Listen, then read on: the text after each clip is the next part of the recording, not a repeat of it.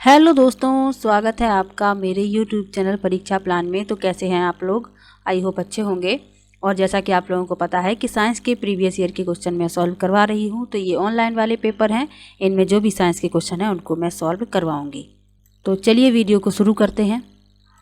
Offline वाले जनवरी 2021 तक के पेपर मैंने सॉल्व करवा दिए हैं। 2 पेपर ऑफलाइन वाले और बचते हैं, उनको भी मैं जल्द ही सॉल्व करवा दूंगी। इसके अलावा NCERT से मैं साइंस पढ़ा रही हूँ, तो क्लास 6, क्लास 7 कंप्लीट हो चुका है, क्लास 8 चल रही है और जल्द ही क्लास 8 की बुक भी कंप्लीट हो जाएगी। उसके बाद महत्वपूर्ण प्रश्नों की प्रैक्टिस मैं करवाऊंगी। तो चलिए आज की वीडियो को शुरू करते हैं। वीडियो देखने के बाद यदि आपको अच्छा लगे तो वीडियो को लाइक और शेयर कीजिएगा, और यदि आप चैनल पर नए हैं तो चैनल को सब्सक्राइब कर लीजिए। तो चलिए शुरू करते हैं। पहला प्रश्न है, मानवों में सेलुलोज समृद्ध भोजन रुक्षांश का एक स्रोत क्यों है? पहला विकल्प है सेलुलोज मानव रुधिर में अवशोषित हो जाता है। दूसरा है सेलुलोज को पचाया जाता है और रुक्षांश के रूप में बाहर निकाल दिया जाता है। मानवों में सेलुलोज पाचन एंजाइम नहीं होता।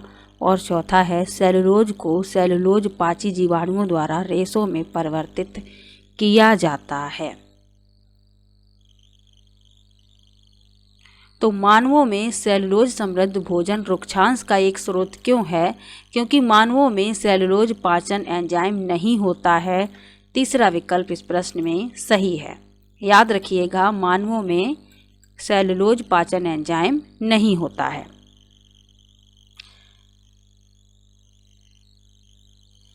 सेलुलोज युक्त खाद्य पदार्थ मानवों के लिए रुक्षांश का अच्छा स्रोत होते हैं, क्योंकि मानवों में सेलुलोज को पचाने के लिए एंजाइम नहीं होते। सेलुलोज जो है एक पॉलीसैकेराइड है, जिसमें केवल एक प्रकार का मोनोसैकेराइड अर्थात ग्लूकोज। अगला प्रश्न है, नीचे दिए गए कथनों को पढ़िए और सही विकल्प का चयन कीजिए। S1 में लिखा है अतिसार से पीड़ित बच्चों को पोलियो की बूंदें नहीं पिलानी चाहिए। S2 में लिखा है पोलियो की बूंदें अतिसार की वजह से निकल जाती हैं।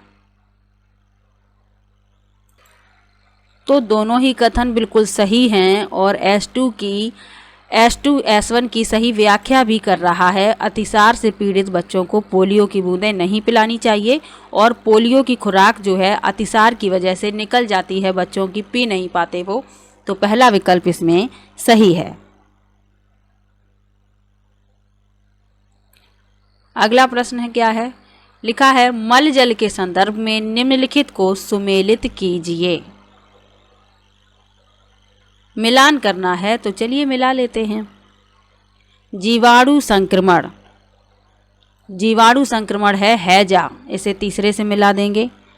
अकार्बनिक अशुद्धियाँ, ये नाइट्रेट होती हैं, पहले से मिला देंगे। कार्बनिक अशुद्धियाँ, इसे मिलाएंगे चौथे से। पीड़कनाशी और पोषक तत्वों को किससे मिलाएंगे? फास्फोरस से। इस क्रम में A का तीसरा, B का पहला, C का चौथा और D का दूसरा। पहला विकल्प इसमें सही है।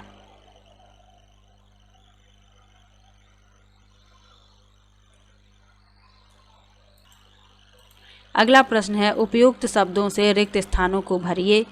यहाँ जो A, B, C, D दिए गए हैं, इनको भरना है और विकल्प चुनना है कौन सा सही है। लिखा है A पतली भित्ति की होती है और B मोटी लचीली भित्ति की होती है। C में रुधिर उच्च दाब पर प्रवाहित होता है। D में कपाट स्थित होते हैं, जो रुधिर को केवल एक ही दिशा में प्रवाहित करने में सहायता करता है। तो पतली भित्ति किसकी होती है? तो A में भरा जाएगा, पतली भित्ति होती है सिराओं की, तो A में सिराएं भरा जाएगा। B में भरा जाएगा धमनियाँ, क्योंकि मोटी और लचीली भित्ति होती है धमनियों की। उसके बाद C में रुधिर उच्च दाब पर प्रवाहित होता है, तो उच्च दाब पर रुधिर प्रवाहित होता है धमनियों में, तो इस C में भरा जाएगा धमनी। और D में भरा जाएगा सिराएं, क्योंकि सिराओं में कपाट उपस्थित होते हैं, जो रुधिर को केवल एक ही दिशा में प्रवाहित करते हैं। चौथा विकल्प इसमें सही होगा। A सिराएं, B धमनियाँ, C धमनियाँ और D सिराओं। अगला प्रश्न है, 4 परख नलियाँ ली गईं। परख नली ए में दूध का जलीय विलयन है, परख नली बी में ग्लूकोज का जलीय विलयन है, परख नली सी में कैलेमाइन का जलीय विलयन है और परख नली डी में आंवले का जलीय विलयन है। कौन से रंग अपेक्षित हैं जब प्रत्येक परख नली में लाल लिटमस पेपर का टुकड़ा डाला जाता है?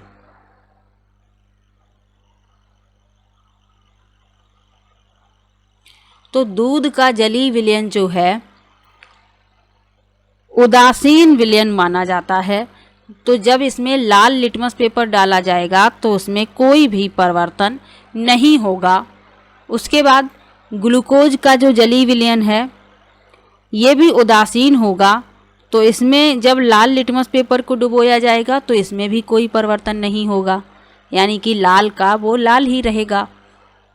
उसके बाद सी में कैलेमाइन का जलीय विलयन है। तो कैलेमाइन क्षारीय प्रकृति का होता है और क्षार क्या करते हैं, लाल लिटमस पेपर को नीला कर देते हैं। तो जब परख नली सी में लाल लिटमस पेपर का टुकड़ा डाला जाएगा तो वह नीला हो जाएगा। और आंवले का जलीय विलयन होता है अम्लीय, और अम्ल क्या करते हैं, लाल लिटमस पेपर को कैसा कर देते हैं, लाल लिटमस पेपर को लाल ही रखते हैं। तो इसमें क्या होगा, ए लाल, बी लाल, सी नीला और डी लाल। तीसरा विकल्प इस प्रश्न में सही होगा। यदि नीला लिटमस पेपर डाला जाता तो अम्ल जो है उसे नीला लिटमस पेपर को लाल कर देते। तो ये आपको याद रखना है, अम्ल नीले लिटमस पेपर को लाल कर देते हैं और क्षार लाल लिटमस पेपर को नीला कर देते हैं। तो ये अंतर आपको याद रखना है। अगला प्रश्न है, निम्नलिखित में से कौन सा विद्युत धारा के रासायनिक प्रभावों का अनुप्रयोग नहीं है? पहला विकल्प है विद्युत अपघटन, दूसरा है विद्युत लेपन, तीसरा है विद्युत चुंबकत्व और चौथा है यस्दीकरण यानी गैल्वनीकरण।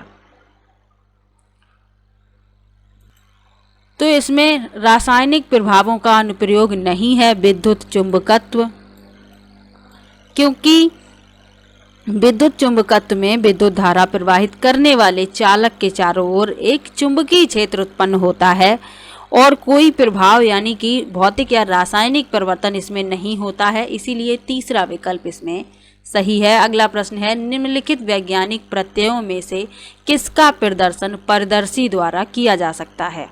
पहला विकल्प है प्रकाश का बहुपरावर्तन, दूसरा है ध्वनि का अपवर्तन, तीसरा है प्रकाश का अपवर्तन और चौथा है कुल आंतरिक परावर्तन। तो किसका प्रदर्शन पारदर्शी द्वारा किया जाता है? प्रकाश का बहुपरावर्तन पहला विकल्प इस प्रश्न का उत्तर है। तो प्रकाश का बहुपरावर्तन क्या है? यह धारणा एक पारदर्शी द्वारा प्रदर्शित की जाती है। पारदर्शी प्रकाश के बहुपरावर्तन के सिद्धांत पर कार्य करता है। इसके प्रत्येक सिरे पर 45 डिग्री के कोण पर दर्पण लगे होते हैं। जब किसी वस्तु से प्रकाश ऊपरी दर्पण से टकराता है तो वह नीचे दूसरे दर्पण तक परावर्तित हो जाता है और फिर दर्शक की आंख में परावर्तित होता है। तो यही कारण है कि पारदर्शी का उपयोग पनडुब्बियों, बख्तरबंद वाहनों के ऊपर किया जाता है। पहला विकल्प इसमें सही है। अगला प्रश्न क्या है, प्रयोगशाला में एक परख नली में लिए गए जल को जल्दी उबालने के लिए अनीता को ज्वाला के कौन से क्षेत्र का उपयोग करना चाहिए? पहला विकल्प है काला क्षेत्र, दूसरा है पीला क्षेत्र, तीसरा है नीला क्षेत्र और चौथा है या तो नीला या पीला क्षेत्र। तो दहन और ज्वाला वाला जो लेसन पढ़ाया है उसमें बताया है कि ज्वाला का कौन सा भाग अधिक गर्म होता है, तो उसे नीले क्षेत्र का प्रयोग करना चाहिए। तीसरा विकल्प इसमें सही है। नीला क्षेत्र जो है ये सबसे गर्म भाग होता है। अगला प्रश्न है, निम्नलिखित में से किसके विलयन का अम्लीय गुणधर्म नहीं दर्शाते? किसके विलयन अम्लीय गुणधर्म नहीं दर्शाते? पहला विकल्प है दही, ग्लूकोज, अल्कोहल, एमिनो अम्ल। तो ग्लूकोज का विलयन उदासीन होता है और अल्कोहल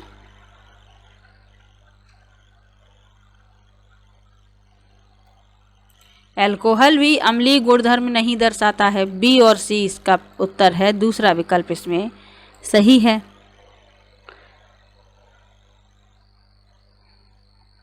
अगला प्रश्न है रेशम के उत्पादन के चरण नीचे दिए गए हैं उन्हें अगला प्रश्न है रेशम के उत्पादन के चरण नीचे दिए गए हैं, उन्हें सही क्रम में लिखिए। तो सही क्रम में इनको लगाना है, तो चलिए इनको सही क्रम में ही लगाते चलते हैं, पढ़ते भी चलते हैं और साथ में सही क्रम में लगाते चलते हैं। तो कृमि कोष को धूप में रखा जाता है या जल में उबाला जाता है, ये पहले पर नहीं आएगा। मादा रेशम कीड़ा अंडे देती है, ये सबसे पहले आएगा। मादा कीड़ा जो होती है वह अंडे देती है। उसके बाद क्या होता है, लार्वा को अंडे से निकलने के लिए अंडों को एक उपयुक्त तापमान तक गर्म किया जाता है, ये दूसरे पर आएगा। लार्वा या रेशम के कीड़ों को स्वच्छ ट्रे में ताज़ी शहतूत की पत्तियों के साथ रखा जाता है, ये तीसरे पर आएगा। उसके बाद 25 से 30 दिनों के बाद इल्ली खाना बंद कर देते हैं और कृमिकोष बुनना प्रारंभ करते हैं, ये चौथे पर आएगा। कृमिकोष को धूप में रखा जाता है और जल में उबाला जाता है, ये पाँचवें पर। और कृमिकोष से रेशे निकाले जाते हैं, ये सबसे अंत में आएगा। तो पहले आएगा बी, उसके बाद डी, फिर सी, फिर ई, फिर ए और एफ, यानी कि चौथा विकल्प इस क्रम में सही है।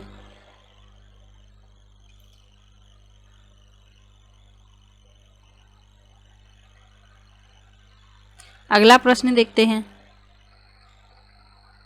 लिखा है जुगाली करने वाले पशुओं के भोजन को पद जुगाली दिया गया जो इंगित करता है। पहला विकल्प है भली प्रकार चबाई और पूर्णतया पाचित भोजन को, दूसरा है भली प्रकार चबाई और आंशिक पाचित भोजन को, तीसरा है निगले गए और आंशिक पाचित भोजन को, और चौथा है निगले गए और अपचे भोजन को। तो जुगाली दिया गया जो इंगित करता है निगले गए और आंशिक पाचित भोजन को, तीसरा विकल्प इसमें सही है। जुगाली करने वाले पशु कौन कौन से होते हैं, गाय है, भैंस है, हिरन है, ये सभी क्या करते हैं, पहले जल्दी जल्दी खाना खा लेते हैं, फिर अपचित भोजन का एक जो भाग है इनके मुंह में आता है, फिर ये जुगाली करते रहते हैं, यानी कि ये रोमंथी पशु कहलाते हैं, ये मुंह चलाते रहते हैं अपना। अगला प्रश्न है आपको 4 विलयन दिए गए, बेकिंग सोडा विलयन, लवण का विलयन, दही और चीनी। प्रत्येक विलयन की प्रकृति ज्ञात करने के लिए आप निम्नलिखित में से किसका उपयोग करेंगे। पहला विकल्प है मैथिल ऑरेंज, दूसरा है चाइना रोज, तीसरा है फिनोप्थिलीन और चौथा है हल्दी का विलयन। तो ये जो प्रश्न है जब ऑफिशियल आंसर की आई तो इस प्रश्न के 2 विकल्प सही माने गए, मैथिल ऑरेंज और चाइना रोज। इन 2 विकल्पों को ऑफिशियल आंसर की में सही माना गया था, तो इसमें 2 विकल्प हो सकते हैं, मैथिल ऑरेंज या चाइना रोज। अगला प्रश्न देख लेते हैं। निम्नलिखित में से क्या प्रकाश संश्लेषण प्रक्रिया के दौरान नहीं होता। पहला विकल्प है पर्णहरित द्वारा प्रकाश ऊर्जा का अवशोषण, दूसरा है प्रकाश ऊर्जा का रासायनिक ऊर्जा में परिवर्तन, तीसरा है कार्बन का कार्बन डाइऑक्साइड में ऑक्सीकरण और चौथा है कार्बन डाइऑक्साइड का कार्बोहाइड्रेट में अपचयन। तो प्रकाश संश्लेषण प्रक्रिया के दौरान नहीं होता है, पर्णहरित द्वारा प्रकाश का अवशोषण होता है, प्रकाश ऊर्जा का रासायनिक ऊर्जा में परिवर्तन होता है, कार्बन डाइऑक्साइड का कार्बोहाइड्रेट में अपचयन होता है, लेकिन कार्बन का कार्बन डाइऑक्साइड में ऑक्सीकरण नहीं होता। तीसरा विकल्प इसमें सही है। अगला प्रश्न है एक सेल और एक स्विच के एक परपथ के तार के मुक्त सिरों को एक एक करके निम्नलिखित से जोड़ा गया। 10 सेंटीमीटर लंबाई और 5 mm मोटाई के तार से, 20 सेंटीमीटर लंबाई और 5 mm मोटाई के तार से। निम्नलिखित में से क्या सत्य है। पहला है ए की घटना में अधिक ऊष्मा उत्पन्न होगी, दूसरा है बी की घटना में अधिक ऊष्मा उत्पन्न होगी, तीसरा है ए और बी दोनों में ऊष्मा की मात्रा समान होगी और चौथा है ए या बी में कोई भी ऊष्मा उत्पन्न नहीं होगी।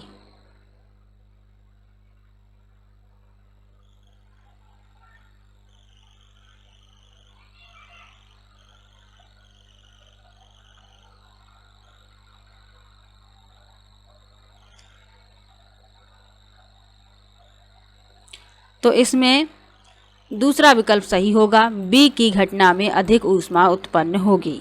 क्यों होगी? तार ए की लंबाई 10 सेंटीमीटर है और बी की लंबाई उससे दोगुनी है 20 सेंटीमीटर और दोनों की मोटाई समान है 5 mm। तो क्या होगा कि तार बी का प्रतिरोध तार ए के प्रतिरोध से अधिक होगा, इसीलिए बी की घटना में अधिक ऊष्मा उत्पन्न होगी। अगला प्रश्न है, संजय ने प्लास्टिक की एक खाली बोतल रेफ्रिजरेटर में रखी। कुछ घंटों के पश्चात वह क्या अवलोकन करेगा? पहला है, बोतल के अंदर दाब में वृद्धि के कारण बोतल विस्तारित हो जाएगी। दूसरा है, बोतल के अंदर दाब में ह्रास के कारण बोतल संकुचित हो जाएगी। बोतल के अंदर दाब में ह्रास के कारण बोतल विस्तारित हो जाएगी। और चौथा है, बोतल में वायु की मात्रा में ह्रास के कारण बोतल संकुचित हो जाएगी। तो खाली बोतल रेफ्रिजरेटर में रखी गई है, क्या होगा? बोतल के अंदर दाब में ह्रास के कारण बोतल संकुचित हो जाएगी, पिचक जाएगी। दूसरा विकल्प इसमें सही है। अगला प्रश्न है, निम्न में से कौन से कथन सत्य हैं? लिखा है, एक वस्तु तभी दृष्टिगत हो सकती है जब वह प्रकाश परावर्तन करे। दूसरा है, एक उत्तल लेंस सर्वदा एक वास्तविक प्रतिबिंब का निर्माण करता है। तीसरा है, एक आवर्धित एवं सीधा प्रतिबिंब उत्पन्न करने के लिए अवतल दर्पण का प्रयोग किया जा सकता है। और चौथा है, एक अवतल लेंस द्वारा बनाया गया प्रतिबिंब जब बिंब से छोटा होता है तो प्रतिबिंब का उन्मुखीकरण सीधा होता है।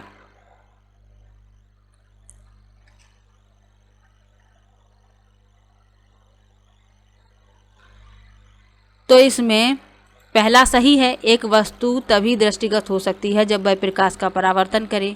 बी गलत है, उत्तल लेंस सर्वदा वास्तविक प्रतिबिंब का निर्माण करता है, ये गलत है, क्योंकि उत्तल लेंस के सापेक्ष वस्तु की स्थिति के आधार पर वास्तविक या आभासी प्रतिबिंब का निर्माण करता है, तो ये गलत है।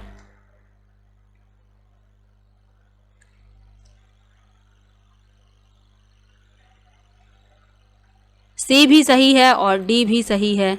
इसका मतलब है चौथा विकल्प इसमें सही है, ए भी इसमें है। जो उत्तर कुंजी आई थी तो ए को भी माना गया था ऑफिशियल आंसर की में, ए सी डी इसमें सही है। अगला प्रश्न है, नीचे दिए गए कथन पढ़कर सही विकल्प का चयन कीजिए। लिखा है, शुष्क हाइड्रोक्लोरिक एसिड शुष्क लिटमस पेपर का रंग नहीं बदलता है। H2 में लिखा है, लिटमस पेपर केवल H+ आयन और OH- आयन की उपस्थिति में रंग परिवर्तन दिखाता है।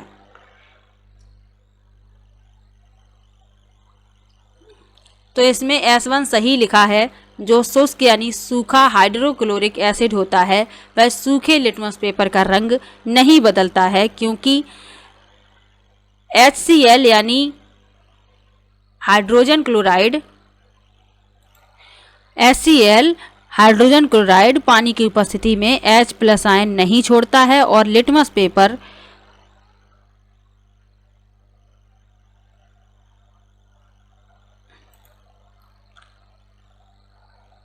तो इसमें S1 तो सही लिखा हुआ है कि शुष्क हाइड्रोक्लोरिक एसिड शुष्क लिटमस पेपर का रंग नहीं बदलता। क्यों नहीं बदलता? पानी की अनुपस्थिति के कारण। तो ये तो सही है। H2 गलत लिखा हुआ है। इसमें लिखा है केवल H+ और OH आयन की उपस्थिति में रंग परिवर्तन दिखाता है, लेकिन लिटमस पेपर तो अम्लीय और क्षारीय माध्यम में भी रंग परिवर्तन दिखाता है, इसलिए ये गलत है। H2 गलत, S1 सही, यानी तीसरा विकल्प इस प्रश्न में सही है। तो ये ऑनलाइन वाले पेपर थे। किसी भी प्रश्न में आपको डाउट हो तो कमेंट बॉक्स में ज़रूर लिखिएगा। मिलते हैं नेक्स्ट वीडियो में। इसके अलावा NCERT भी वाली क्लास भी देख लीजिए, आप लोगों को काफ़ी हेल्प मिलेगी।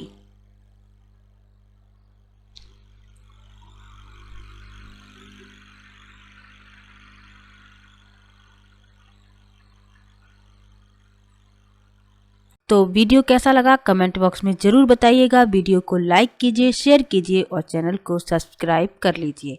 मिलते हैं नेक्स्ट वीडियो में, तब तक के लिए बाय बाय।